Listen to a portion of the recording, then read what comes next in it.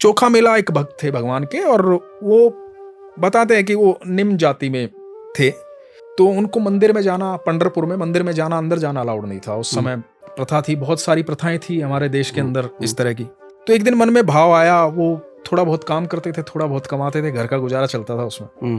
तो एक दिन मन में भाव आया उनके कि बाजार सब्जी लेने गए थे, सामने केले देखे, तो उनको लगा कि ठाकुर जी आज केला खाना चाहते हैं। तो उन्होंने सब्जी के पैसे के सारे केले ले लिए। अच्छा, सब्जी नहीं लेता हूँ, कोई बात नहीं, एक दिन बिना सब्जी के चल जाएगा, पर मेरे ठाकुर जी के मन में भाव आ रहा है कि केले खाने हैं ठाकुर जी को, तो ठाकुर जी के लिए केले ले लेता हूँ। तो केले लेकर के मंदिर के बाहर चले गए, अंदर जाना अलाउड नहीं था। तो बाहर से आवाज देने लगे कि ठाकुर जी केले खा लो, केले लो, केले ले लो ठाकुर जी। केला उठा के ठाकुर जी को आवाज देने लगे। अब वहां पुजारियों ने देखा और बाकी लोगों ने देखा, तो बाकी लोगों ने बोला कि अच्छा थोड़ा नाम जाप कर लेता है, थोड़ी भक्ति कर लेता है, तो इतना अधिकार समझता है कि ठाकुर जी यहाँ तेरा केला खाने आएंगे, चल भाग यहाँ से। उसे धक्के दे करके नीचे गिरा दिया। चोखा मेला ने ठाकुर जी से कहा, ठाकुर जी मेरे मन में भाव आया था कि आपको केले खाने, मैं घर की सब्जी छोड़ करके आपके लिए केले लेके पहुंचा था वहां पे, और मुझे वहां से धक्के दे करके बाहर भेज दिया गया, भगा दिया गया, क्योंकि मैं निम्न जाति का हूं, क्योंकि ये लोग मुझे निम्न जाति का समझते हैं।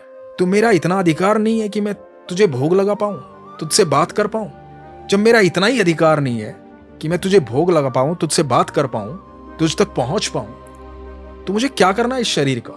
मुझे नहीं चाहिए ये शरीर। तो उन्होंने अन्न त्याग दिया। जब रात हुई तो ठाकुर जी आए। ठाकुर जी ने बोला, चोखा मेला ला तेरे केले तो खिला, भूख लगी है बड़ी जोर की। तो बोला कि अब क्यों आए हो प्रभु, अब किस लिए आए हो? देखो भक्त है, भगवान सामने दिख रहे हैं। जो भक्त अगाढ़ प्रेम रखता है ना सर, उसके लिए बड़ी विस्मित होने वाली बात नहीं होती भगवान का दिखना, क्योंकि वो हर पल देख रहा होता है ईश्वर को, हर क्षण देख रहा होता है, हर एक के भीतर देख रहा होता है, क्योंकि इतना प्रगाढ़ प्रेम करता है वो। तो भगवान को सामने देख रहा है, भगवान को बोल रहा है कि प्रभु अब क्यों आए?